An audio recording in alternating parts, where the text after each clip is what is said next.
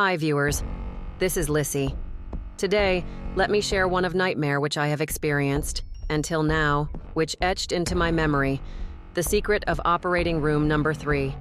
It had started, innocently enough, a late-night shift at St. Jude's, the hospital where I worked as a night care nurse.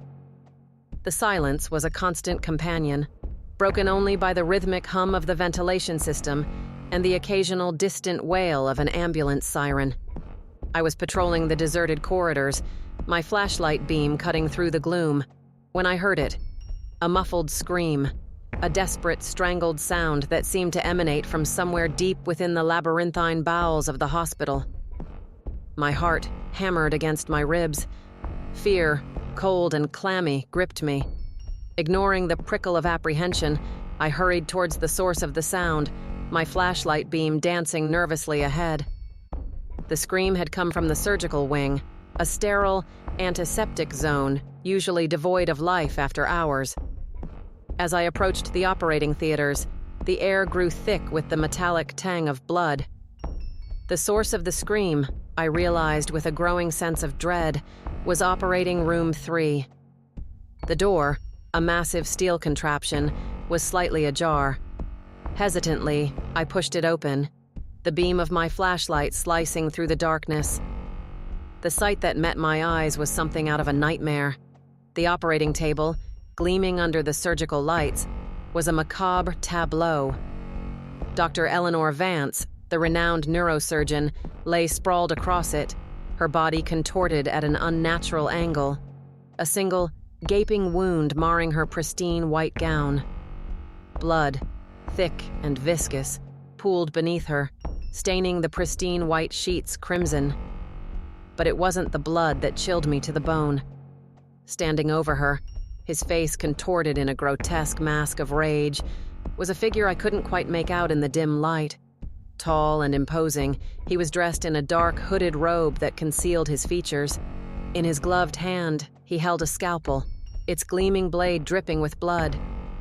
He turned, his gaze sweeping the room, and for a fleeting moment, our eyes met. I saw a face, pale and gaunt, contorted in a silent scream. Eyes, wild and bloodshot, stared back at me, filled with a terrifying, inhuman rage. Then, as quickly as he had appeared, he vanished.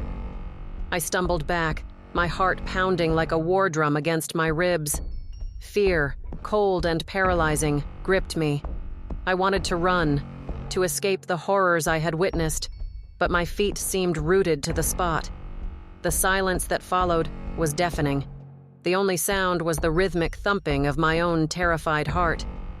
I stood there, frozen in fear, for what seemed like an eternity, before finally summoning the courage to call security. When the security guards arrived, they found Dr. Vance as I had seen her, sprawled across the operating table, her body a grotesque parody of life. The police were called, and soon the sterile environment of the operating room was transformed into a chaotic crime scene, teeming with detectives, forensic experts, and uniformed officers. Detective Miller, his face a mask of grim determination, questioned me for hours. He listened patiently as I recounted the horrifying events of that night, my voice trembling as I described the shadowy figure, the chilling rage in his eyes. "You're certain," he pressed again, his voice low and gravelly, "that you saw a man?" "Yes, sir," I insisted. "I'm absolutely certain. He was tall, imposing, and terrifying." The investigation that followed was a whirlwind of activity. Detectives combed the hospital, interviewing staff, reviewing security footage, searching for any clues that might lead them to the killer. But the killer, whoever he was, seemed to have vanished without a trace.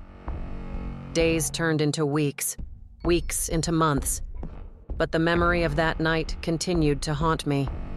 The image of Dr. Vance, her lifeless body sprawled across the operating table, the chilling rage in the eyes of her killer.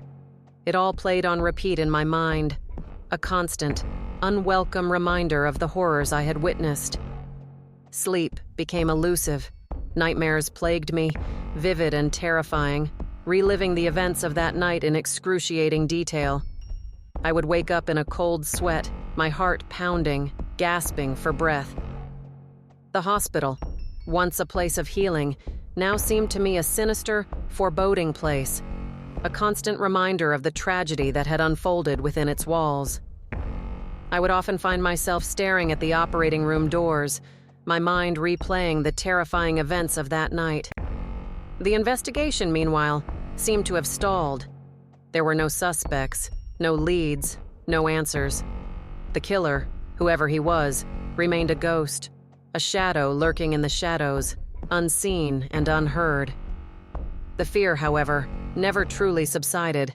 It lingered, a constant, unwelcome presence in my life, a chilling reminder of the night I witnessed the murder of Dr. Eleanor Vance, a night that would forever be etched into my memory, a horrifying testament to the darkness that lurked within the heart of man.